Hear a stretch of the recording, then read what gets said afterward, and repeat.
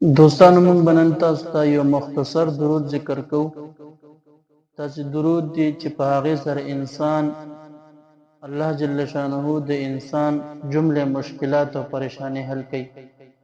زمونږ خلکه په دنیا اسباب لټي، زما مشکل به په دې سره حل شي، زما مشکل به په دې سره حل شي، لیکن الله جل شانه په وظایفو کې او په قرآن کریم کې د ډېرو څیزونو حل هغه ذکر کړی دی. درود شریف ډېر مختصر دی او ډېر آسان درود شریف دی. وصلی الله علی النبی الامی، وصلی الله علی النبی الامی.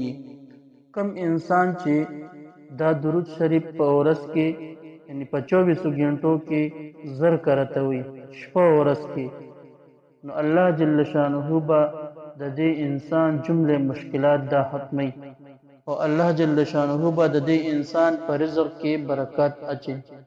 نو موږ تاسو خو اسیم د دنیا خبر ډېر کو، نو د هغې نه چې کوم دی سنا سوخ وباسو او موږ تاسو دا وظیفه شروع کو. الله جل شانه به زموږ تاسو د دې وظیفې په برکت سره د دنیا مشکلات حل کړي.